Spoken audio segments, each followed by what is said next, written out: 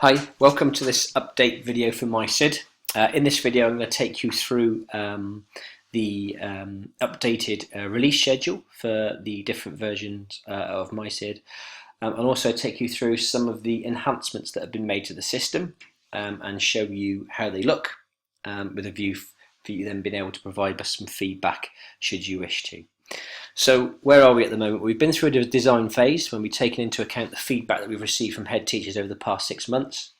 And we're through development iteration 1, so I've actually got some stuff that I can show you today around how we've improved the some bits of the financial monitoring and school activity plan, but crucially also the ability to export the key documents into Word format so that you're able to be flexible in how you then design them, because I know that last year we had a number of people who wanted to export the school development plan into Word so they could add additional information or columns or slightly change the design or layout of the plan to suit their needs, and were unable to do so with the PDF document. So that's a significant enhancement and improvement to the system.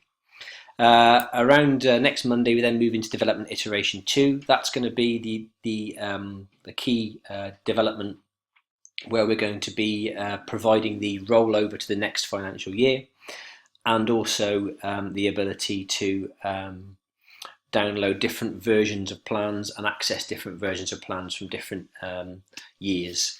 So it will provide you with that archive facility in MySID. That's quite a significant piece of development work. And then somewhere towards the middle of May, all of these features will be available live into the system. And more on that in the next video that I'll release once those delivery changes have been made. So if we go across to the system now, if I just sign out a second, and we'll start from the beginning. Once I've logged into the system, you can see that obviously you select your school as you have done previously. What you'll notice immediately is where we've got the school development plan overview report, you've now got the ability to download as a Word document. So if I click on the Word download here, I can now pick up this download, which will then open in Word, and immediately you can see we're into editing format, so we can start to change information, or crucially formatting and layout. So if I want to add additional columns, I can now go in and I can do this if I wish to. I can provide greater detail in terms of text and so on. So it's a much more flexible document to work with than it was previously.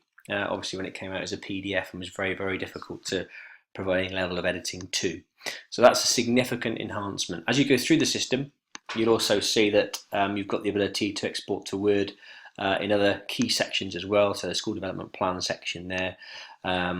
Also, if we go into the school activity plan, and the next sort of key enhancement here is, as we scroll down the screen, you'll know that previously what happened was that once we scrolled further, this bar at the top of the screen, up here, disappeared, which meant that we couldn't see what the titles were and what they were referring to underneath, which is very frustrating when you're using this sort of system. But what we can now see is, as we scroll down the screen, the bar doesn't disappear. It in fact stays at the top of the screen as we scroll through, which is obviously a significant improvement.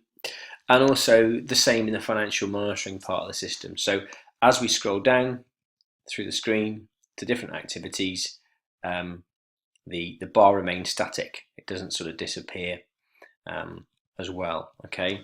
Also in the school activity plan section, you'll know that if you have a large number of activities in here, at present they all appear in one list, albeit in the order of priorities in your school development plan. However, what you'll see in the next enhancement or next release in May will be the fact we can rationalise that, so there are much fewer activities that display at any one time, but more of that following the next release. Also in the financial monitoring system, you'll see here now we've got a box that says remaining. Okay, we know that previously the actual and committed were causing a bit of confusion, so the remaining column will tell you what's left of the grant after the activities that you've planned and what you've actually spent on them. Okay, so that's going to be the addition here in terms of the financial monitoring part of the system. So that's the few enhancements that have been made in the first changes to MySID. Hopefully that's useful. If you want to provide any feedback, please do email me at james.kent@sewaleseas.org.uk to provide any feedback. I look forward to hearing from you. There'll be a second release video now on completion of the second iteration, and then there'll be some additional training programs and activities for staff, head teachers, and so on, following the second release into the system. Okay, thanks very much for listening.